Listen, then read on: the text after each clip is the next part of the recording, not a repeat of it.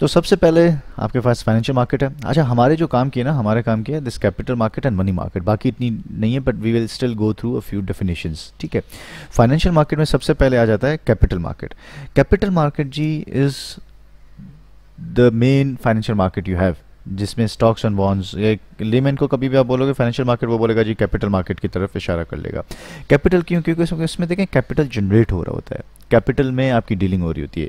एक होती है प्राइमरी मार्केट, दूसरी होती है सेकेंडरी।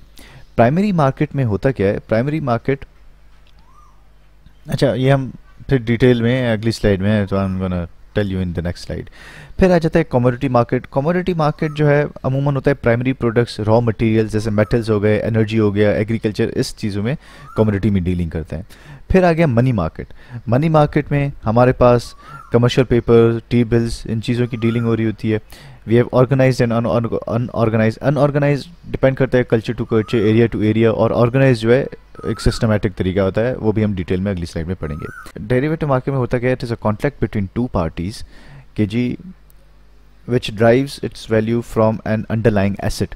अब इस तरह का कैसे मैं एग्जांपल दूं? फॉर एग्जांपल मैं जो है एक बेकर हूँ, मैंने ब्रेड बनानी है, मुझे गंदम की ज़रूरत है, तो मैं क्या करूँगा, मैं बोलूँगा जी मुझे जो है आप किसी जो गंदम बेचने वाला होगा, मुझे लग रहा है कि आगे चल के गंदम की प्राइस इंक्रीज़ होगी, वीट की प्राइस इंक्रीज़ होगी, अभी है 100 रुपीज़, तो मैं उस गंदम वाले डीलर को लगता है कि जी उसकी प्राइस डिक्रीज़ होने वाली है इन द फ्यूचर, तो मैं उसको बोलूँगा ठीक है जी ये 100 रुपीज़ जो अभी है, इस पे जो है मुझे आप 100 टन्स दोगे, ठीक है, या 100 केजी दोगे। वो उसकी और मेरी एक हो गई, कॉन्ट्रैक्ट हो गया। जब कॉन्ट्रैक्ट हो गया तो ये हो जाएगा फ्यूचर कॉन्ट्रैक्ट के नाम से, जिसमें आप हेजिंग भी बोलते हो, ठीक है। इसमें हेजिंग जितनी भी होती है वो डेरिवेटिव मार्केट में होती है। तो अब ये क्या है, एक कॉन्ट्रैक्ट हो गया। अब क्या है, मैं कॉन्ट्रैक्ट अपने पास रख भी सकता हूँ, या I can sell it to someone else as well.